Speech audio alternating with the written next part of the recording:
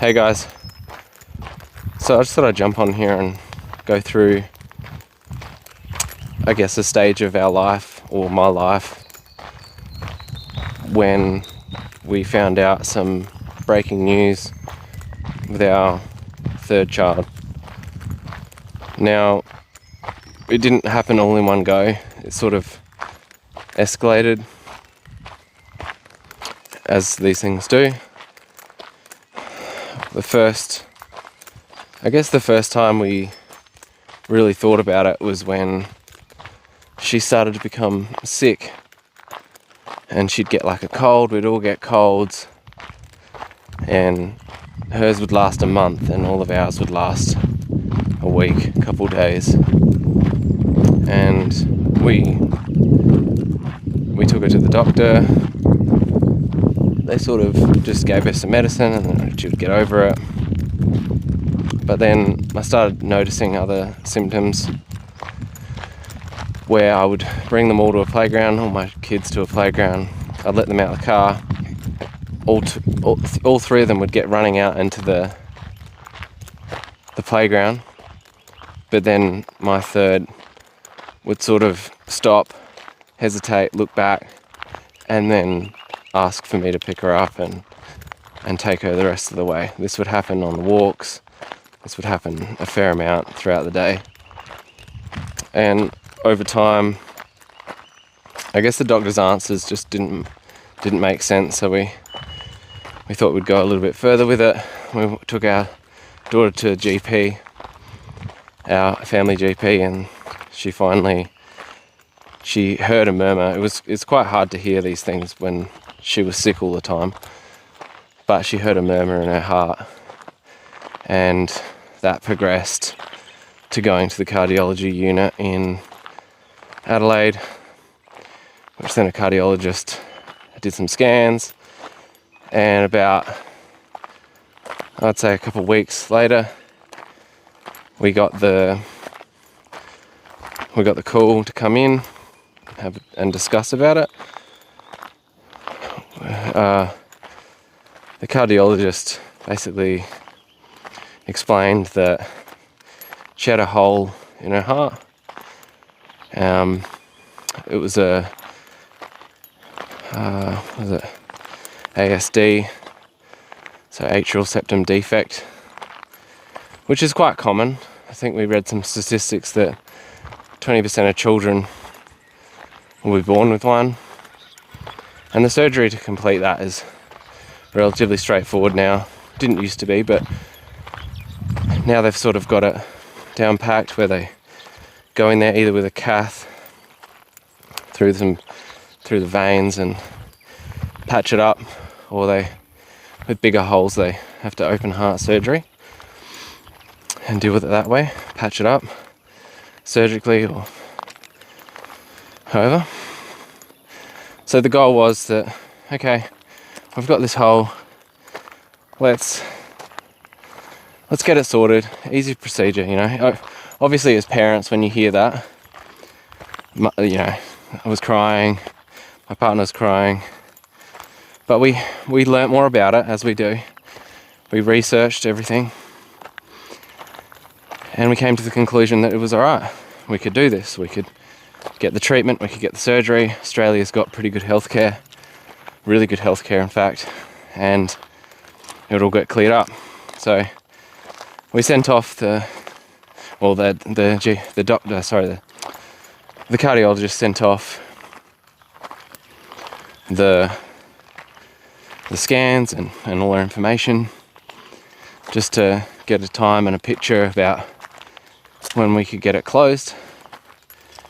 I think it was about a month later or so, they came back with a further diagnosis, which prevented them from closing the hole. So they found that she had some trabeculations in her heart, which basically, I guess you could best explain it as crevices, like a cave in the wall of the heart. And to close the hole would have been she might not have woken up, because it can wreak havoc on the hemodynamics and the blood pressure and all sorts, the way the heart works if you close it. So there's a lot more specialised, and the team weren't comfortable in doing that. So we got basically sent back saying, no, don't want to do it. They floated the idea pretty fast that a heart transplant may have been the best case scenario, just due to the particular disease. And so the disease is called left ventricular non-compaction, and that presented with a hole in the heart, an ASD, it's the dysfunction of the heart can be a bit finicky, and if you've got all these compounding issues, the heart struggles. And I guess sometimes when it comes to it, the best form is to change the heart. But once we heard that, I remember clearly with my partner, when we went to the Adelaide Hospital, and it was a sunny day when we went in. We spent about probably 2 hours in there, maybe longer, waiting for the doctor. And when we left, both of us totally heartbroken, totally shattered with this information, heart transplant, floating around in our heads. We didn't even know anything about. We knew a little bit about the heart, but not to the point of transplant. And when we did the research a little bit on the way out, and we realised that heart transplant isn't necessarily a cure. It's a whole different ballgame. It's a whole different stage of cardiac health and development. And when we left the hospital, it was raining, it was hot. This is in Adelaide, quite random. And we just had to run back to the car. I sheltered my partner with my jacket, both of us just bawling our eyes out. I've never cried so much in my life. Because, as a parent, your children mean everything to you. You're there to guide them, you're there to protect them. And with this other diagnosis that she got, we thought, okay, this is a possibility that we can protect, we can do these things. But with this new diagnosis, faced with a heart transplant, we knew that sometimes, hearts can last 20 years. And at the time she was 3 going on 4. And when you're a parent and you're faced with the fact that your child at 4 years old might have to get a heart transplant that will give her 20 years, that will maybe not even last 20 years, when maybe not even go through the surgery, because the success rate isn't 100%. The waiting, a lot of patients wait and left waiting for hearts. And it was just a really horrible time as a father, as a mother, my partner, both of us. We just, for a month straight, probably 2 months, I don't know, it was all a blur, investigating what all these words meant. ChatGPT had just come out then, so we started, putting in all these reports and just fully going down the rabbit hole of cardiac health and this left ventricular non-compaction and so on. Anyway, after that, after researching, going home, me and my partner sat down and we said we need to get a plan. We felt so deflated and so defeated. But out of a month, we rose up and we said, this is not it. This is not, as we learnt more about her heart and the location of this particular disease and her heart function. As we learnt more about the heart, we could see that this wasn't just a heart transplant, you know. It wasn't these particular ways to go about it. There was other people to see. So we reached out to Sydney, Westmead, got a really, really good specialist doctor there, had some consultations with him, and we grew to learn that there was a lot more that we could do. And over the course of this month, between going to doctors and researching and growing to learn more about this particular thing, we'd changed our diet completely. They'd given us medication to put her on, which seemed to be working. And also, in between all this, got us to do a genetic test, which also brung up that she had a genetic mutation that was de novo, so it only just popped up in her. 1% chance of that happening, and then, you know, even less percent chance of it actually creating that structural defect. But all the cards laid out, and it happened, and it was for us to move on to the next stage. And that was another reason why they sort of went down that track of the heart transplant, because genetic mutations sometimes a lot more complicated and a lot more nuance, which we found out. And with that,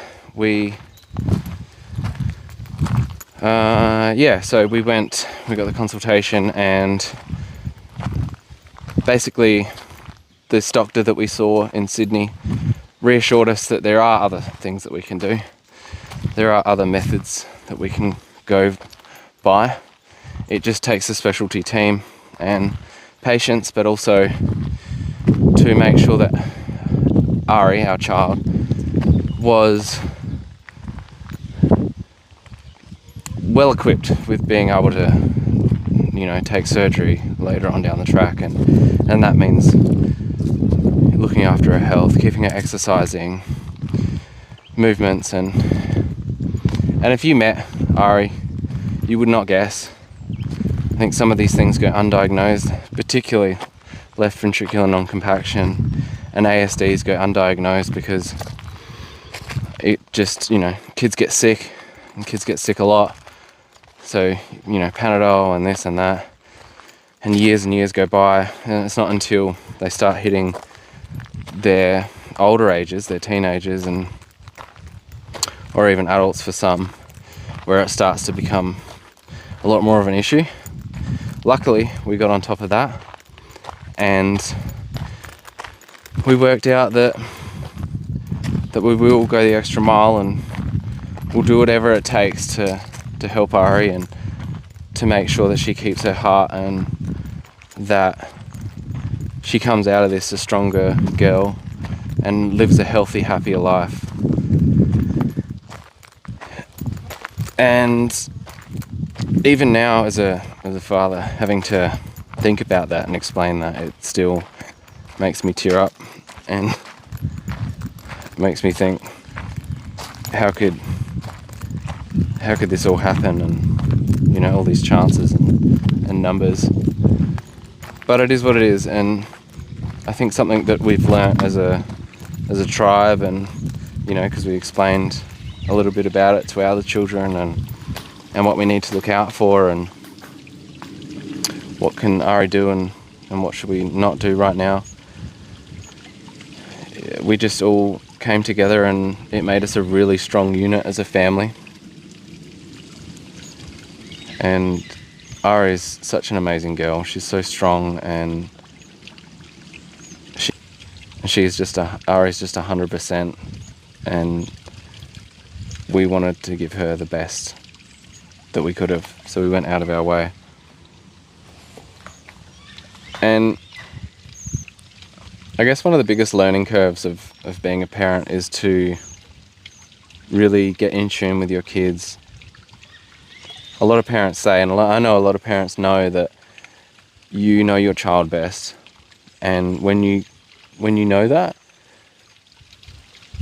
and when you feel that anxiety or that feeling, that intuition, you need to go with it, and you need to just go for it full power, because these little humans depend on you. Whether it's for school, you need to listen to them, you need to listen to their worries, even if sometimes it feels that they're being really mundane, or, sometimes I've said the stupidest thing. I've said, you guys are being so childish. How and you look back at saying that, and it sounds so ridiculous, because they are children.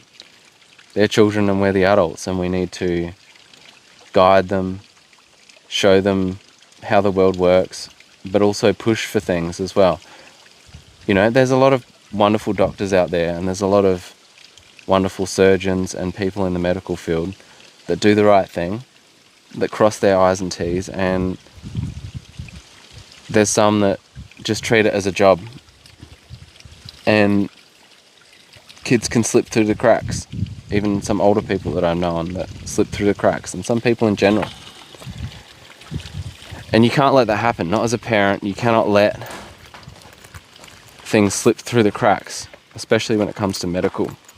Because if we didn't do something, if we didn't go the extra mile and contact Westmead because we thought we're not qualified for that, we're not, because we're not doctors, we're trainers, we're personal trainers, and the first doctor that we came across to get, a higher up opinion and to get more of an idea, they basically were condescending, and they said, who are you? Like, why are you investigating this? You should be trusting this person. And it's not that I don't trust them. It's just that, you have your opinion as a parent, and we had an intuition that there could be more done.